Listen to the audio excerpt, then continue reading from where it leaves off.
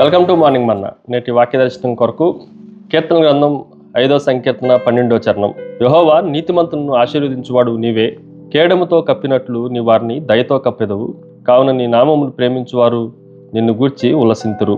మరొకసారి దేవుని వాక్యంలో నుండి కీర్తనాకారుడు దావీదు రాసిన సంకీర్తనలో నుండి 4 ప్రాముఖ్యమైన సత్యాలు ఈ ఉదయకాల సమయంలో మనం గ్రహించాలి. నెంబర్ 1, మెర్సీ షోన్, దయ చూపబడినది. ఈ మాటను మనం జాగ్రత్తగా ఆలోచన చేస్తే నీవు దయతో నన్ను కప్పెదవు అన్న మాట రాయబడతా వచ్చింది.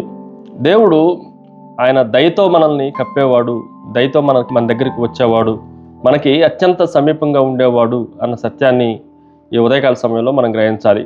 చాలా సందర్భాల్లో అసహాయ స్థితిలో, నిస్సహాయ స్థితిలో ఉన్న ఒక పేదవాడిని చూసి మరొక అవకాశం ఇచ్చే న్యాయమూర్తిలాగా దేవుడు కూడా మన పట్ల, మనకున్న బలహీనత పట్ల దయ చూపించి ఆయన మరొక అవకాశాన్ని ఇస్తున్నాడు, అందుకనే మన పైన కరుణ చూపిస్తున్నాడు అన్న విషయాన్ని ఈ ఉదయకాల సమయంలో మనం గ్రహించాలి. రెండో విషయాన్ని మీకు జ్ఞాపకం చేస్తాను. మార్క్డ్ బై రైచియస్నెస్, నీతి ద్వారా గుర్తించబడినది. ఈ మాటను కూడా మనం జాగ్రత్తగా ఆలోచన చేస్తే యెహోవా నీతిమంతులను ఆశీర్వదించువాడు నీవే. ఆయన ఎవరిని ఆశీర్వదిస్తున్నాడు అని మనం జాగ్రత్తగా ఆలోచన చేస్తే నీతిమంతులుగా బ్రతుకుతున్న, యథార్థవంతులుగా బ్రతుకుతున్న ప్రతి ఒక్కరికి దేవుని ఆశీర్వాదాలు ఉంటున్నాయి అన్న సత్యాన్ని మనం గ్రహించాలి. ఒక స్కూల్లో కానీ కాలేజీలో కానీ ఉంటున్న విద్యార్థులకి ఐడి కార్డ్స్ ఇస్తారు వాళ్ళ గుర్తింపు కోసం. అలాగే దేవుని ఎదుట ఆశీర్వాదాలకి మానవులైన మనకి మన ఐడెంటిటీ ట్యాగ్ కానీ, మన ఐడెంటిటీ కార్డు కానీ ఏదన్నా ఉంది అంటే అది నీతిగా జీవించటం. మన నీతే మనకు ఐడెంటిటీ.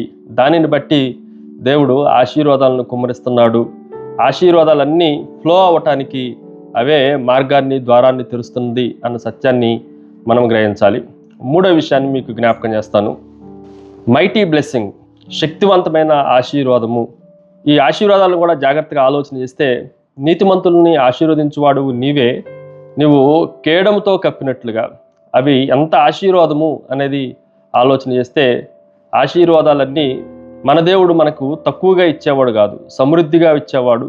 అందులో ఒక బెస్ట్ ఆశీర్వాదము మనల్ని కేడముతో కప్పినట్లుగా, అంటే సరౌండింగ్ అంతా ఒక మంచి షీల్డ్ ఉన్నట్లుగా, భద్రపరచినట్లుగా మనల్ని దయతో దేవుడు కప్పుతున్నాడు అన్న ఆ మంచి ఆశీర్వాదము మన శక్తికి, బలానికి అది ఆశీర్వాదకారకంగా ఉంటుంది. దేవుడు ఆశీర్వాదాలన్నీ ఆధ్యాత్మికంగా ఉండేవి మాత్రమే కాదు, అవి బౌద్ధికంగా, మానసికంగా, ఆర్థికంగా, అన్ని రకాలుగా, అన్ని విషయాల్లో, అన్నిటిలో దేవుడు మనల్ని ఆశీర్వదించేవాడు.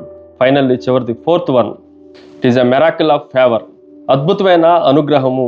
ఈ మాటను కూడా మనం జాగ్రత్తగా ఆలోచన చేస్తే దేవుని వాక్యంలో ఆయన మనకి అనుగ్రహాన్ని చూపించేవాడు.